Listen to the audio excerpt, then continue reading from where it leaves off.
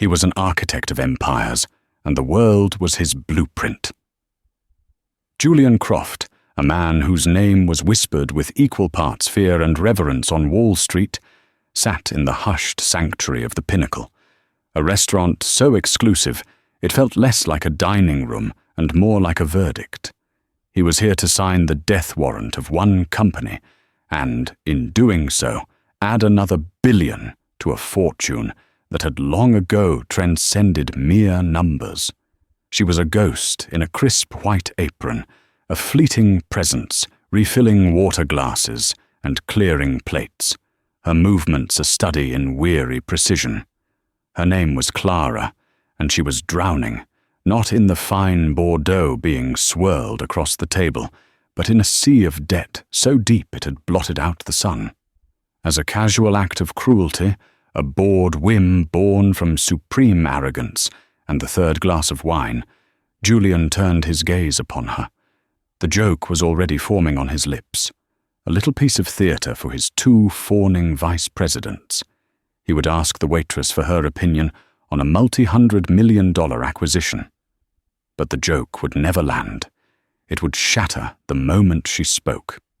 Her first words were not a nervous stammer or a bewildered guess. They were a surgical strike, a laser-focused question that exposed a fatal flaw in his plan, a secret so deeply buried it threatened to detonate the very foundations of his empire. The waitress wasn't just clearing his table, she was about to flip it over, sending everything crashing to the marble floor. The Pinnacle existed on the 95th floor of a needle-thin tower that pierced the Manhattan sky. It was a place where conversations were conducted in murmurs, but the deals shouted. Julian Croft, founder and titan of Croft Holdings, was profoundly, existentially bored. He tapped a sterling silver pen against the crystal of his glass. Click, click, click. It was the metronome of his own impatience. Across the table, Henderson and Bryce, his two VPs, were performing their usual ballet of sycophancy. They were young, sharp, dressed in suits that cost more than Clara's car, their faces alight with the eager, predatory glow of men who worshipped at the altar of the deal. "The numbers are airtight, Julian," Henderson said, his voice smooth as the aged whiskey in his glass. "Stalwart Manufacturing is a dinosaur, a relic of the Rust Belt, with a bloated pension plan and outdated machinery. We go in, trigger the debt covenants, liquidate the real estate in Ohio, sell the patents for their new alloy to the highest bidder.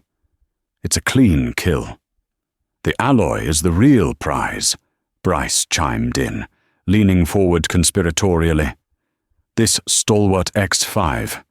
The preliminary reports say it's lighter and stronger than titanium. The aerospace and defense sectors will start a bidding war. We'll make back the acquisition cost on that alone."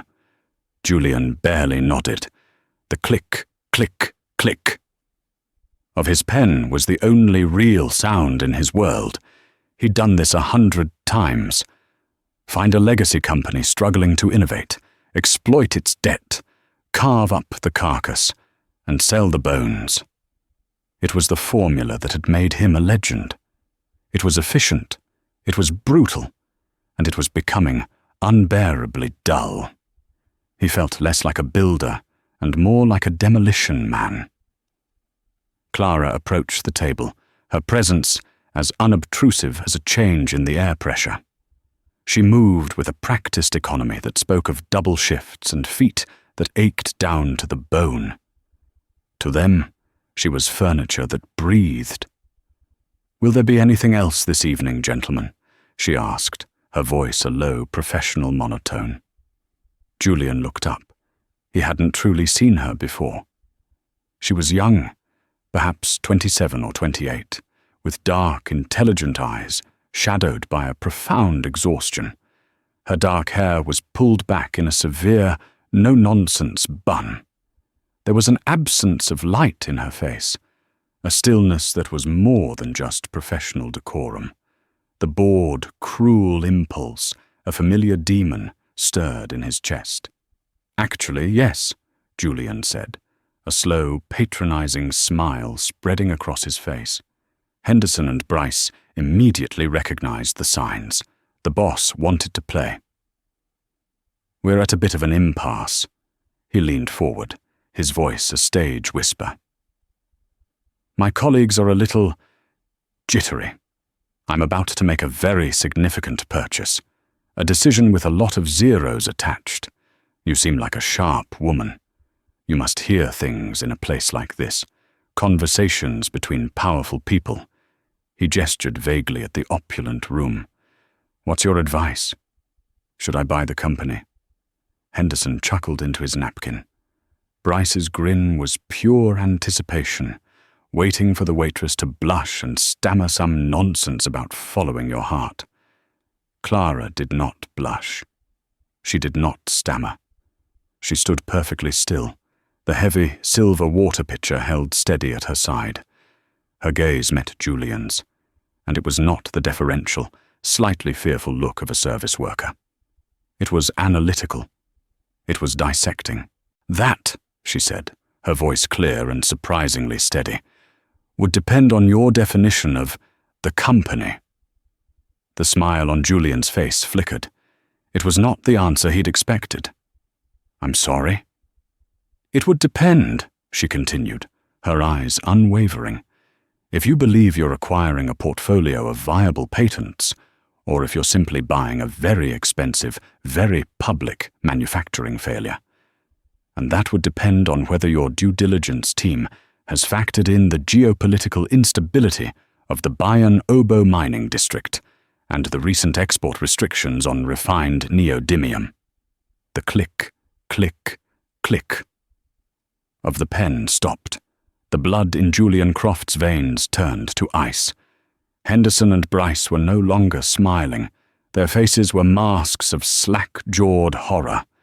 Neodymium, the rare earth mineral that was the critical, irreplaceable component in the Stalwart X5 alloy. The Chinese export restrictions were a recent, obscure development, a footnote in dense industry reports his team had assured him was minor, a temporary blip. Julian stared at her. His mind, usually a fortress of control, was a maelstrom of shock and fury. "What did you just say?" Clara didn't flinch. She placed the water pitcher down on her service tray, the soft clink of silver on silver sounding like a gunshot in the sudden, suffocating silence that had enveloped their table. "I asked if you'd stress-tested your supply chain forecast," she said, her voice dropping slightly, yet carrying the force of a physical blow. "Because the patent for X5 is worthless if you can't source the raw materials to produce it. You're not buying a golden goose, Mr. Croft. You're buying a recipe for a cake you can no longer bake." She leaned in a fraction of an inch, her whisper for his ears alone. A whisper that sliced through the ambient hum of the restaurant and directly into the core of his pride. "Are you talking about Stalwart Manufacturing?" Julian Croft, the man who could move markets with a single phone call, whose net worth eclipsed the GDP of small nations, was rendered utterly, completely speechless. He hadn't just been seen by the waitress. He had been X-rayed, dissected, and diagnosed. The atmosphere at table 12 had curdled. Henderson and Bryce exchanged panicked glances, their faces ashen. This wasn't just a security leak. It was a tactical nuke detonated in the middle of their victory dinner. The vulnerability in the Stalwart deal was a carefully managed risk, a detail buried on page 74 of a 200-page prospectus. For this woman to know it, to name the specific mineral in the specific mining district, it was impossible. Julian, a master of chaos, was the first to recover. His shock recrystallized into a cold, diamond-hard rage. "Henderson, Bryce," he said, his voice a low, terrifying calm that was far more menacing than any shout. "Get the car. Go back to the office. I want to know who she is. I want to know how she knows. I want it on my desk in 1 hour. Now." His VPs, grateful for the escape, scrambled from their chairs, nearly upending a bottle of wine. "Julian, Henderson began. "Now," Julian repeated, the single word a dismissal that ended their careers, though they didn't fully know it yet. They fled, leaving a wake of confused glances from nearby tables. Julian was alone with her. Clara, for her part, looked resigned, as if a moment she had long dreaded had finally arrived. She turned to leave, her shift, and likely her employment, clearly over. "Stop," Julian commanded. He rose from his chair, his 6'2" frame an imposing barrier. He dropped his black, unlimited credit American Express card on the table. "You're not going anywhere." "You're making a scene, Mr. Croft," Clara said quietly, not turning to face him. "And I need to clock out." "Who are you?" he demanded, stepping around the table to block her path to the service door. "Who do you work for?" "KKR. Blackstone? Did Marcus Thorne send you?" The name of his most bitter rival, his former protégé, tasted like acid in his mouth. Clara finally turned to face him fully. The weariness in her eyes was still there, but now it was overlaid with a spark of defiance, a glint of hard-won steel. "I work for the Pinnacle. I wear an apron, I carry plates, and I listen," she said, her voice sharp. "I listen to men like you and your friends, who drink too much expensive wine and talk too loudly about your clean kills and dinosaur companies." Julian was stunned into silence. You just overheard us?" "You weren't exactly whispering," she retorted. "You laid out your entire strategy. Trigger the debt covenants, liquidate the real estate, sell the patents. You might as well have printed it on the menu. The only piece you left out was the company's name. I just happened to know it." His mind raced, trying to process the sheer improbability. "How? How do you know about Stalwart? About neodymium?" The export restrictions were the key. That wasn't gossip. It was high-level industrial intelligence. A bitter, humorless smile touched her lips for the first time. "You think you're the only person who reads the quarterly reports from the U.S. Geological Survey? Or follows the London Metal Exchange? You see a failing company, Mr. Croft. I see a century of institutional knowledge being dismantled by men who've never set foot on a factory floor. You see a patent. I see a complex bill of materials with a single, fatal point of failure." "A point of failure my team missed," Julian said. The words a confession. Or, a more chilling thought began to form. A point of failure they had deliberately ignored. "Your team didn't miss it," she said, her voice devoid of triumph, only a deep, resonant sadness. "They were told to ignore it. The trap wasn't the neodymium shortage. The trap was you, your reputation. Everyone knows how Julian Croft operates. You move fast. You break things. You don't get bogged down in the tedious details of supply chain logistics." She adjusted the tray in her hand, a simple, mundane gesture that suddenly felt profound. "You're walking into an ambush, Mr. Croft. Marcus Thorne isn't trying to outbid you for Stalwart. He's shorting their stock.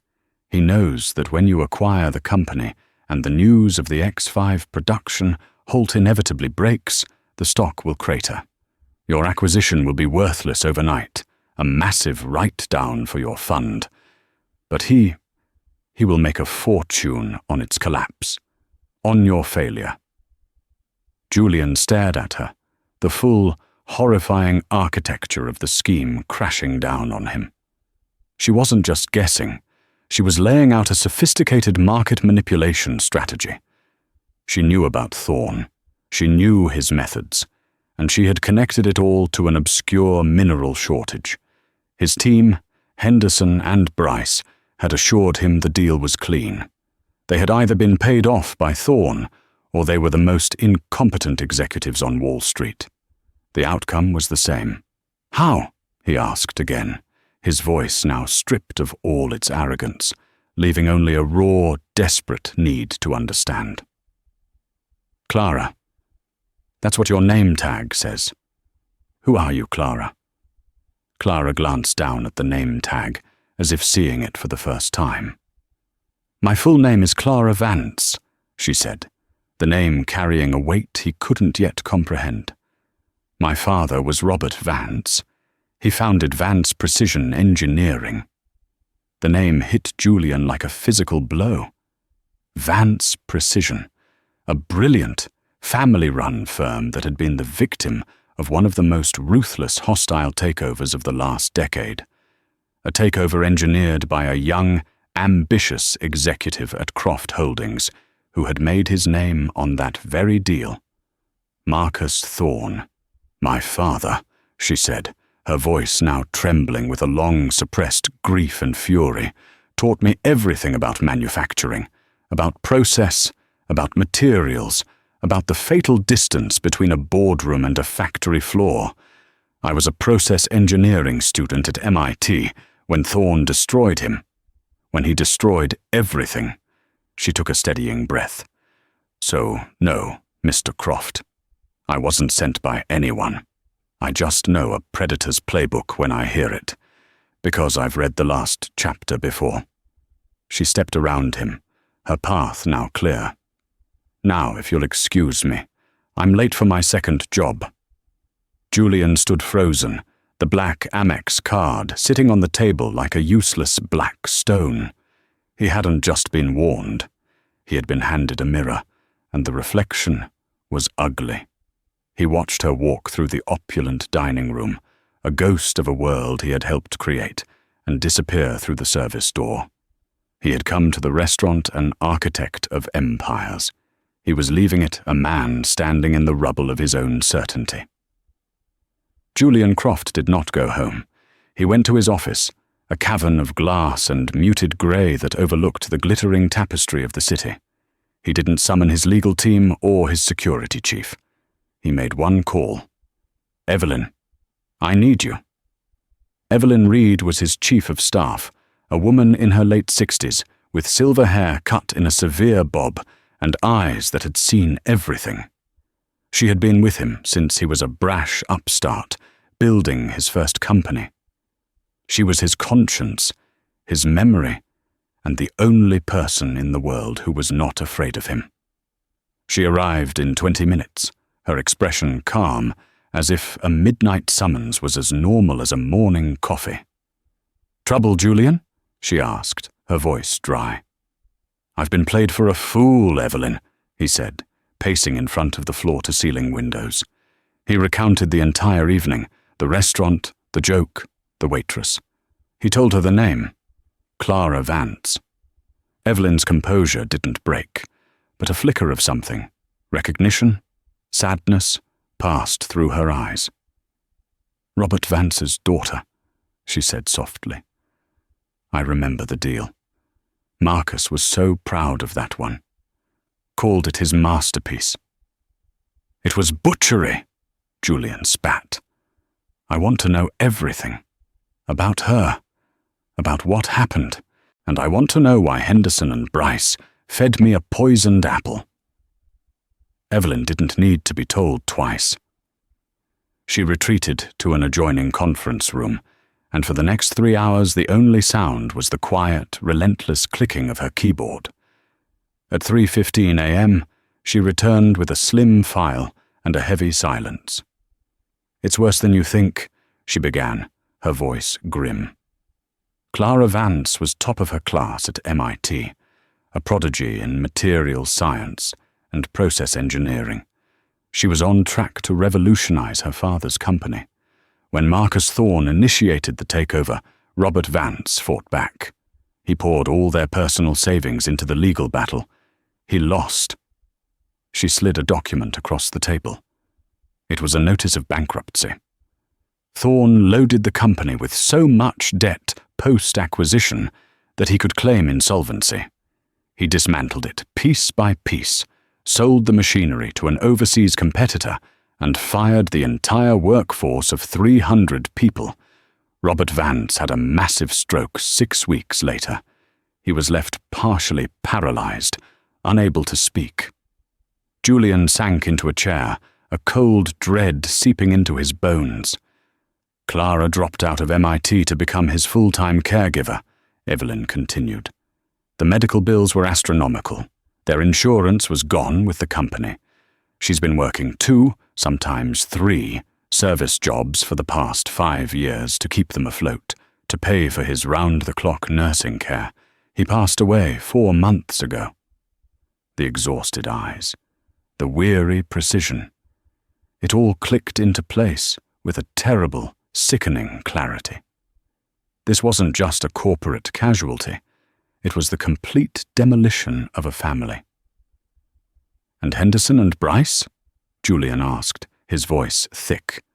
Evelyn's expression hardened. "Their incompetence was bought and paid for. I cross-referenced their financial disclosures with offshore transaction logs.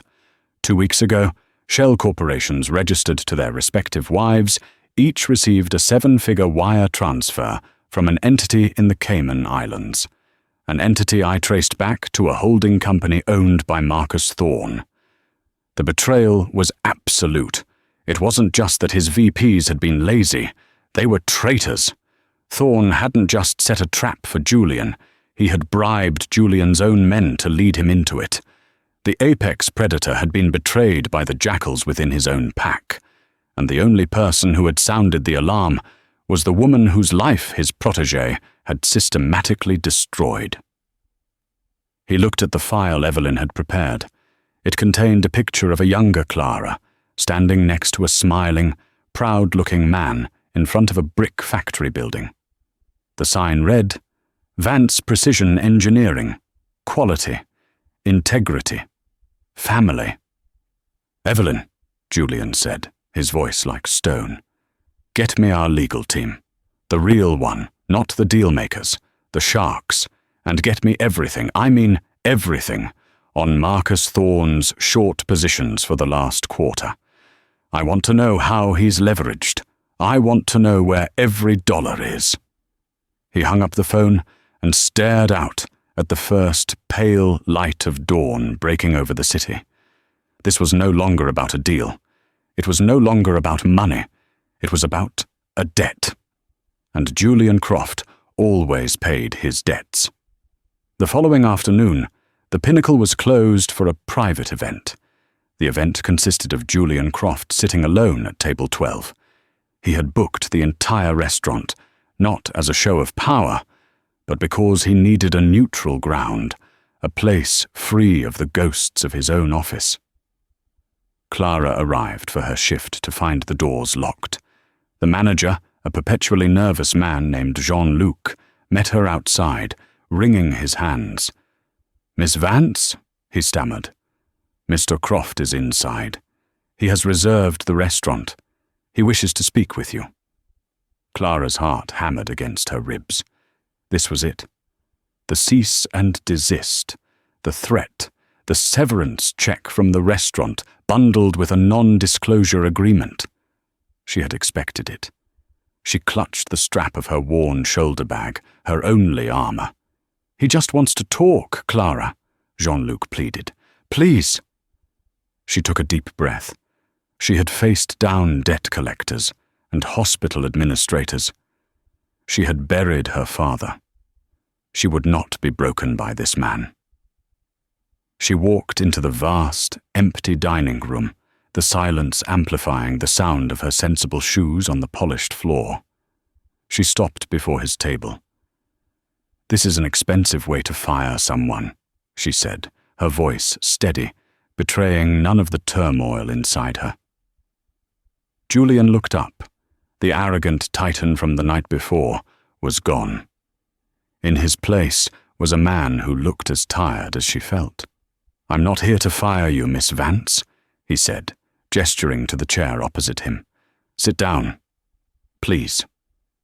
The word please was so unexpected, so contrary to the man she thought he was, that she found herself complying.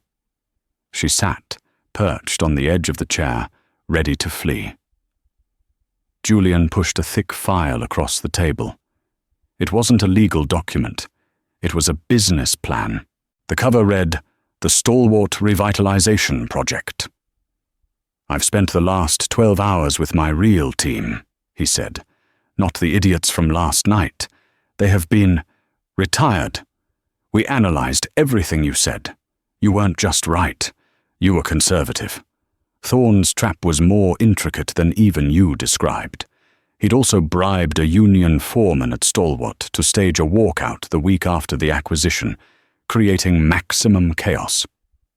Clara stared at the file, unmoving. "What does this have to do with me?" "This," Julian said, tapping the cover, "is a proposal. I am withdrawing the original acquisition offer for Stalwart Manufacturing. It was a predator's offer, designed to strip and kill. It was my model, and it was wrong."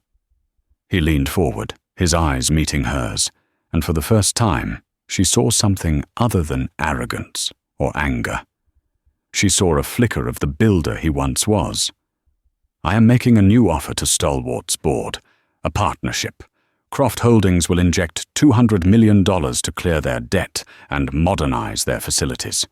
We will secure a new, stable supply chain for all necessary materials, including neodymium from a new domestic source I'm in the process of acquiring. We will not fire their workforce.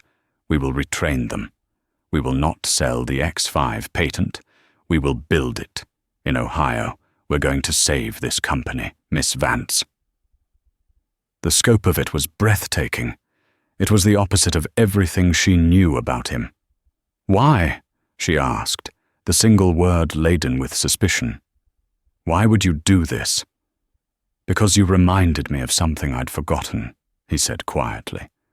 "That building something is harder and ultimately more profitable than tearing it down. And because Marcus Thorne destroyed your family, he was my protege. I taught him the game. I am, in part, responsible for the man he became. This is my chance to undo some of the damage." He slid a second folder across the table. It was a slim, elegant employment contract. "This is a job offer. Director of Process and Strategy for the new Stalwart project. You will have full autonomy. You will report directly to me. Your first task is to go to Ohio and tell me what's really happening on that factory floor. Your second," his face darkened, "is to help me dismantle Marcus Thorne." He named a salary. It was a preposterous number, a figure that would have erased her debts, her father's medical bills, her entire history of financial struggle in a single instant. Clara looked at the contract. She looked at Julian, and she laughed. It was not a sound of joy. It was a sharp, painful burst of sound, full of 5 years of bitterness and grief. "You think you can buy my forgiveness?" she said, pushing the contract back toward him. "You think you can write a check and it will all be fine? You're the man who created Marcus Thorne. You are the architect of the system that crushes families like mine. You were perfectly happy to be the predator until you found out you were the prey." She stood up, the legs of her chair scraping loudly against the floor. "You don't want a director. You want an accomplice. You want the daughter of the man you helped destroy to validate your sudden attack of conscience. My knowledge is not for sale, Mr. Croft. Not to you."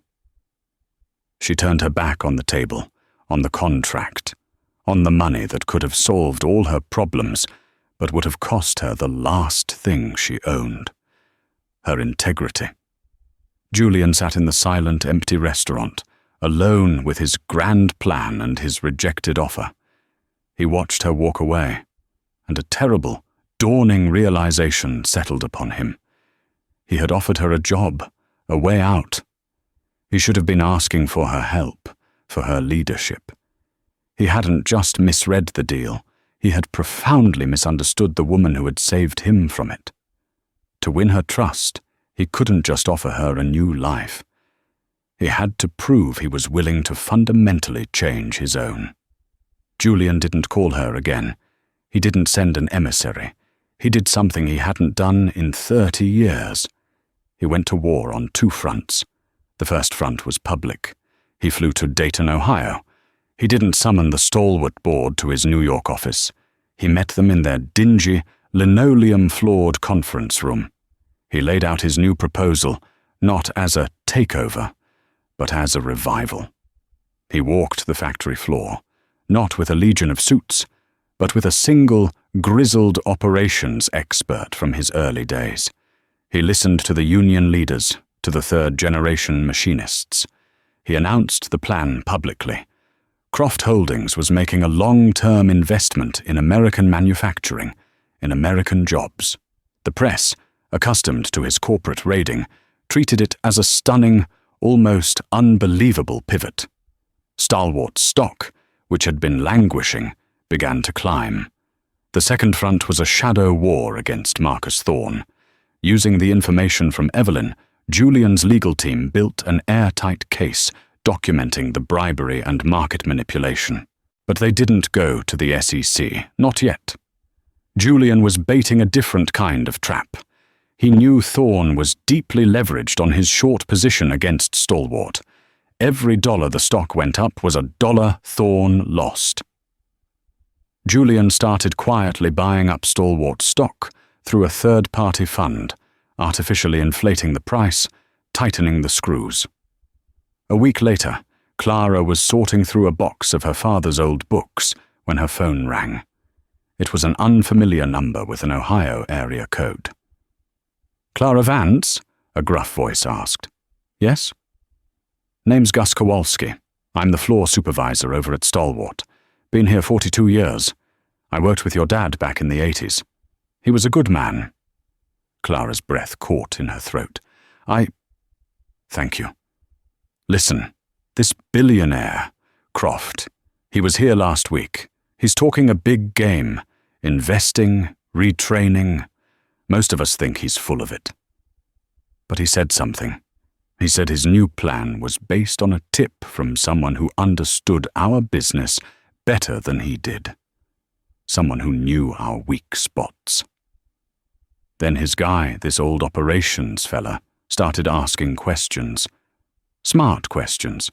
Questions about our chromium sourcing, about the calibration drift on the CNC machines. Questions nobody's asked in 20 years. Questions your dad used to ask. There was a pause.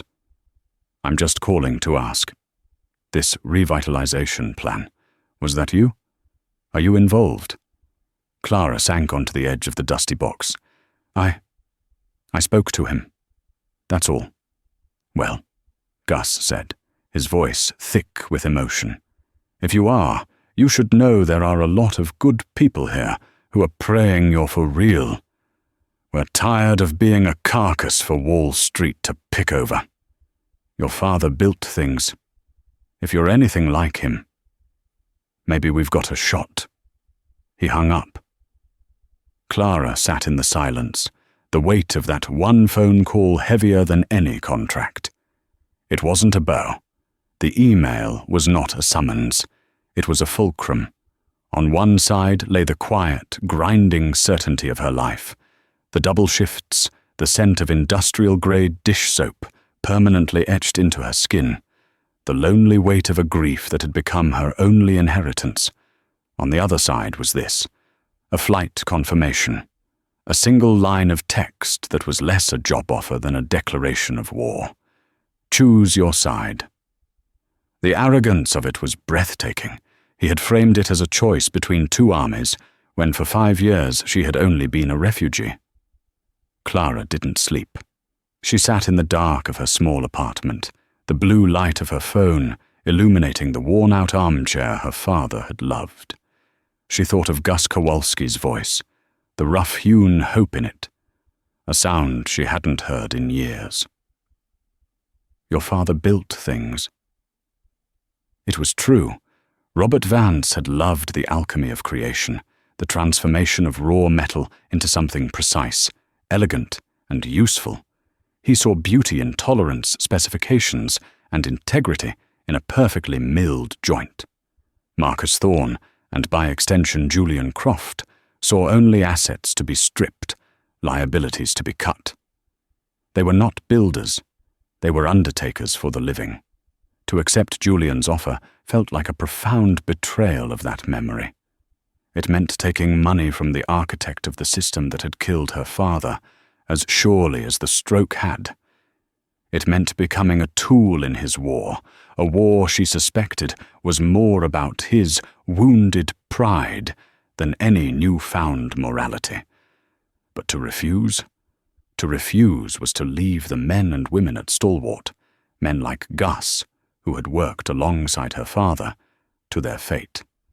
It meant allowing her father's legacy, the very idea of building something with integrity, to be auctioned off for scrap. It meant Thorne would win, not just over Julian, but over the ghost of Robert Vance. Her choice was not between Julian's side and Thorne's side. It was between the purity of her anger and the messy, compromised and perhaps necessary act of salvage. At 4 a.m., as the first grey light began to silhouette the fire escapes outside her window, she made a decision. She would not go to Dayton for Julian Croft. She would go for Gus Kowalski. She would go for the memory of her father's calloused hands, holding a freshly machined gear, his face alight with pride. She would walk into the predator's world, not as his accomplice, but as a saboteur of his entire philosophy, using his own money as her weapon. The Stalwart conference room was a study in beige neglect. Water stains mapped forgotten leaks on the ceiling tiles, and the air held the faint, funereal scent of stale coffee. Julian stood at the head of the long, scarred table, a figure of tailored dark grey wool so out of place he seemed to absorb the room's limited light. Gus Kowalski and a handful of senior managers, their faces etched with a skepticism so deep it was structural, sat hunched in their chairs, a tableau of weary resistance. When Clara walked in, a hush fell. She wore simple dark trousers and a plain blouse, her only armour the battered leather satchel containing her laptop and a thick binder of her father's old technical manuals. She met Julian's gaze, her own expression a carefully constructed blank. There was no gratitude in her eyes, no deference. There was only business. Julian gave a curt nod, a flicker of something, relief, perhaps, in his eyes before it was suppressed. "Gentlemen," he announced, his voice echoing slightly in the quiet room. "This is Clara Vance. She's the reason we're all here." She identified the fundamental flaws in our initial acquisition strategy. He gestured to the empty chair beside him. "She will be acting as a special consultant, leading the strategic audit for the revitalization project." Gus Kowalski, a barrel-chested man with hands like worn leather gloves, grunted. "Consultant? We've had consultants. They come in here with their spreadsheets, tell us to fire 10% of our guys, and then bill us a fortune for the privilege." Clara didn't look at Julian for support. She walked past him, placing her satchel not at the head of the table, but in the middle, directly across from Gus. "My father was Robert Vance," she said, her voice even and clear. "Some of you may have known him. He believed a spreadsheet was a poor substitute for a conversation with the man running the machine. I'm here to have those conversations." She turned her gaze to Julian. "And I'm not a consultant, Mr. Croft. A consultant offers advice, which you are free to ignore. I will be making operational directives. If my directives are not followed to the letter, I will be on the next flight back to New York. If that arrangement is unacceptable, I can leave now." The challenge hung in the air, sharp and absolute. She was dictating terms to Julian Croft. The managers stared, waiting for the explosion. Julian's jaw tightened for a fraction of a second. He was a man accustomed to absolute command, and she had just publicly subverted it. But he had not come this far to fail on a point of pride. He saw the necessity of the gesture. He had to cede power to earn her presence. "Her title," Julian said, his voice like stone, "is Chief Operating Officer. Her directives are my directives. Is that clear?" A stunned silence was his answer. Clara felt a cold knot in her stomach. The title was a cage, a brand. It bound her to him, but it also gave her the authority she needed. It was the first of many compromises. She opened her binder. "All right, Gus," she said. Her voice all business, the moment of confrontation past. "Let's start with the quenching process for the X5 prototypes. The metallurgic reports show microfractures in 70% of the test batches. I believe your coolant circulation pumps are running 10 degrees too hot." Gus's eyes widened slightly. It was a detail no consultant had ever noticed, a problem they had been chasing for 6 months. For the first time, a flicker of something other than suspicion appeared on his face. It was the beginning. The first 60 days were an immersion in a world of controlled decay. Clara lived on black coffee and the adrenaline of problem-solving. She walked the vast factory floor until the labyrinth of pipes, presses, and gantries felt more familiar than her own apartment. She found a company not dying of a single disease, but suffering from 1,000 cuts of neglect. Supply chains were a mess of handshake deals and inflated invoices. Machinery was jury-rigged with parts scavenged from decommissioned lines. The institutional knowledge resided not in manuals, but in the heads of men nearing retirement. She didn't issue commands from an office. She stood with the engineers, her laptop balanced on a drum of industrial lubricant, running thermal simulations. She argued with the union reps, not about pay, but about retraining programs for the new CNC machines she intended to order. She earned their trust not with a title, but with competence. She spoke their language, the language of tolerances, torque, and tensile strength. She was Robert Vance's daughter. Julian, to his credit, was true to his word. He was a silent partner, a ghost in the machine. The funding she requested appeared in the accounts without question. The corporate barriers she identified were dismantled with a few quiet, lethal phone calls from New York. He sent her daily, one-line emails. Status? Her replies were equally terse. Making progress. New press needed. Or, supply chain for cobalt secured. Price is 8% above projection. Acceptable. It was during a late-night call, discussing the capital expenditure for a new German forging press, that the first crack appeared in their sterile, professional arrangement. "The board is getting restless, Clara," Julian's voice came through the phone, tired and strained. "Garrett Stone is leading the charge. He sees this as my vanity project. He's demanding a full review. He thinks you're emotionally compromised, spending money to rebuild your father's memory." Garrett Stone. She knew the name. A managing director from the old guard, a man who had built his career on the same slash-and-burn model Julian had perfected.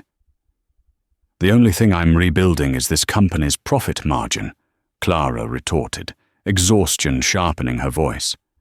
"The press isn't sentimental. It's the only way to mass-produce the X5 components to aerospace-grade specifications. Without it, the entire project is a research experiment. With it, we have a 5-year, $2 billion exclusive contract with General Electric waiting to be signed. I sent you the preliminary proposal from GE last week." "I know," Julian said. "Garrett is burying it. He's presenting his own data, focusing on the short-term cash burn. He's painting a picture of a failing project. He wants them to vote to pull the plug, liquidate, and take the tax write-off. He's building a consensus against us." Here it was. The true test. Not on the factory floor, but in the rarefied air of the boardroom, where the language of profit and loss had no soul. "Then fly out here, Julian," she said, a sudden, fierce urgency in her voice. "Don't fight him in your boardroom. Fight him here. Come see what you're paying for." There was a long silence on the line. She had never asked him to come. Their relationship existed in the abstract, a series of transactions. This was an invitation into her world, the world he had, until now, only observed from a clinical distance. "I'll be there tomorrow," he said, and hung up. Julian Croft walked onto the Stalwart factory floor the next morning, and for the first time, he understood the chasm between a prospectus and a reality. He had read the reports, seen the numbers Clara sent. But numbers didn't have a smell, the sharp, clean scent of hot metal and ozone.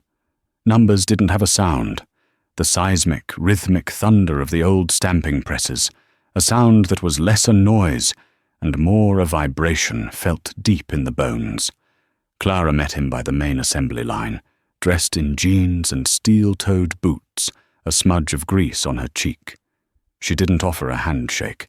She simply handed him a hard hat and a pair of safety glasses.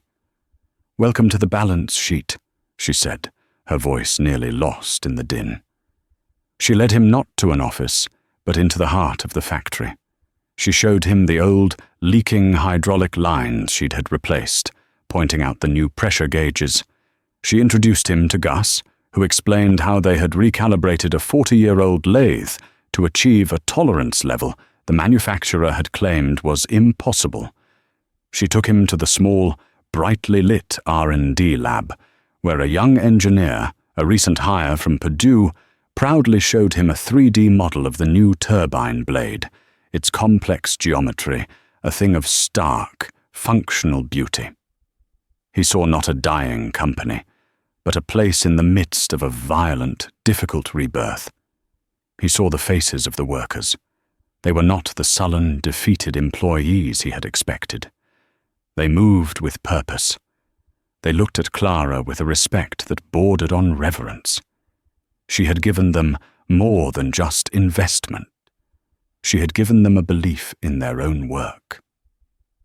Finally, she led him to a quiet corner of the factory, to a massive empty space on the concrete floor marked out with yellow tape. "This is where the new press goes," she said, her voice echoing in the cavernous space. "Garrett Stone sees an empty space that's costing us $50 million. I see the future of the American aerospace industry." She reached into her pocket and pulled out a small, intricately shaped piece of metal. It was a prototype of the X5 turbine blade, cool and impossibly light in his palm. "This is what you're buying, Julian," she said, her eyes meeting his, the factory's noise a distant hum. "Garrett thinks you're in the business of acquiring companies, but we're not. We're in the business of making this." He turned the blade over in his hand. It felt less like a product and more like a promise. He had spent his life trading abstractions, stocks, futures, debt instruments. This was real. It was tangible. It was elegant. It was the result of 1,000 small, difficult acts of creation. He looked from the blade in his hand to the fierce, unyielding intelligence in Clara's eyes, and he finally understood. Garrett Stone wasn't just wrong about the money. He was wrong about everything. He pulled out his phone. He didn't text his secretary. He dialed Garrett Stone directly. "Garrett," he said, his voice cold and devoid of preamble, "your services are no longer required at Croft Holdings. A courier is on his way to your office to collect your security credentials. Do not attempt to contact anyone at the firm." He hung up without waiting for a reply. He looked at Clara. "The budget for the press is approved. Is there anything else?" Clara stared at him, a complex storm of emotions passing over her face. Shock, validation, and a sliver of something that might have been reluctant admiration. "The war against Thorne," she said quietly. "He's been quiet. Too quiet." "He's not quiet," Julian replied, his expression hardening. "He's dying. My team has been tightening up the screws. The rising Stalwart stock is creating a catastrophic margin call on his short positions. He's leveraged to the hilt. He's run out of moves. Now we end it." The end did not come in a press release or a news alert. It came in a quiet, sterile room at the U.S. Attorney's office in the Southern District of New York. Julian had insisted Clara be there. She had resisted, arguing her place was in Ohio, but he had been adamant. "You started this," he'd said. "You need to see it through." They sat on one side of a polished mahogany table. On the other sat Marcus Thorne, flanked by two expensive lawyers. The predator looked diminished under the flat, fluorescent lights, his bespoke suit seeming to hang off his frame.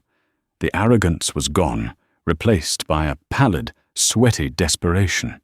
The evidence was laid out by the assistant U.S. attorney, the offshore wire transfers, the sworn testimony from Henderson and Bryce, who had turned state's evidence, the recordings of Thorne trying to bribe the union foreman.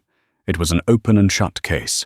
Thorne was offered a deal: plead guilty, cooperate fully, and receive a reduced sentence. His lawyer whispered urgently in his ear. Thorne ignored him. His eyes, feverish and bloodshot, were fixed on Julian.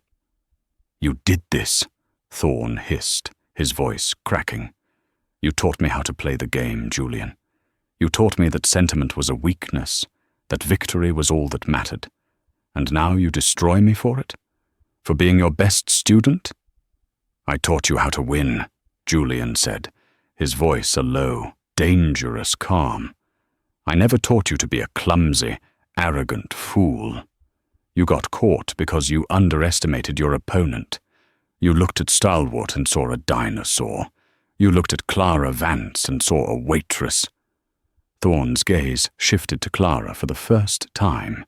The hatred in it was pure, unadulterated. "You," he spat, "the ghost, the engineer's daughter. This is all for you, isn't it? His pathetic attempt at redemption. He's still the same monster. He just found a new pet project." Clara said nothing.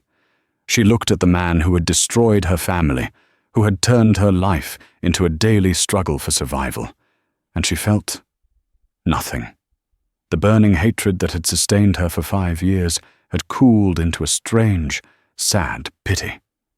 He was just a man, a hollowed-out creature of ambition, now cornered and lashing out. His ruin brought her no joy, no sense of victory. It was just the final, logical step in a long, tragic equation. The past was finally just the past. She stood up. "I have a factory to run," she said, her voice clear and steady, addressed to no one in particular. She walked out of the room without a backward glance, leaving the 3 men, the monster, his creation, and the law, to sort through the wreckage. 1 year later, almost to the day, the new German forging press, a titan of blue and grey steel, dominated the factory floor. It moved with a terrifying, hypnotic grace, its massive hammer descending with a thunderous, ground-shaking whomp. That was the new heartbeat of Stalwart manufacturing. Each blow stamped a glowing billet of X5 alloy into the perfect, elegant shape of a turbine blade. Clara and Julian stood on the observation deck above, a pair of cheap styrofoam cups of coffee in their hands. The air hummed with energy, with the sound of a place not just surviving, but thriving. They had secured the GE contract, and another with Rolls-Royce was in the works. They had hired 200 new workers. "I saw the quarterly projections," Julian said, his voice holding a note of genuine awe. "We're 30% ahead of schedule. 30%. I've never seen anything like it." "We found some efficiencies in the cooling cycle," Clara replied, her eyes tracking the ballet of robotic arms and conveyor belts below. "And Gus figured out a way to remill the scrap material, cutting raw waste by half. It's a good start." He smiled, a real smile that reached his eyes. It was a sight she was still getting used to. A good start. She lands a multi-billion-dollar contract and revitalizes an entire sector of American industry, and she calls it a good start. "You are, without a doubt, the most terrifying and least sentimental person I have ever met. "Sentiment is a liability on the balance sheet," she said, the corner of her mouth twitching. She was quoting one of his own infamous lines back at him. He laughed, a rich, unburdened sound. "Touché." He leaned against the railing, looking not at the factory, but at her. The exhaustion that had been carved into her features a year ago was gone. In its place was a quiet, formidable confidence. The light was back in her eyes. "I was thinking," he began, his tone shifting, becoming more serious, "about what comes next. We've done this. We've saved Stalwart. What's the next fight?" Clara took a slow sip of her coffee, considering the question. She could have her old life back now, a version of it, a life of quiet brilliance, of engineering and innovation. She had enough money to never worry again. She had avenged her father. She had reclaimed his legacy. But the thought of leaving this, the fight, the act of building, left her feeling unexpectedly hollow. She had discovered something in the fire of the last year. She was not just her father's daughter. She was not just an engineer. She was a leader. And she was, to her own surprise, a damn good one. She looked at Julian. He was a different man, too. The bored predator was gone, replaced by someone more focused, more vital. He had rediscovered the builder within himself, and they had, against all odds, forged a partnership out of the wreckage of their shared history, a partnership built on a foundation of brutal honesty and mutual, hard-won respect. "There's a shipbuilding company in Baltimore," she said casually. "Family-owned for a century. They're drowning in debt, their logistics are a nightmare, and they're 2 months from bankruptcy." Julian's eyes lit up with the familiar, predatory gleam. But this time it was different. It wasn't about the kill. It was about the challenge. "What's the asset play?" "There isn't one," she said. "Their real estate is worthless, and their patents are outdated. The only asset is 400 highly skilled welders and shipfitters who are about to lose their jobs. It's a terrible investment." She paused, a genuine smile finally spreading across her face. "You'll hate it." He smiled back, the architect and the master builder, 2 sides of the same coin. "Deal," he said. "I'll buy the company. You figure out how to save it." "Deal," she replied, turning her gaze back to the factory floor, to the powerful rhythmic dance of creation below.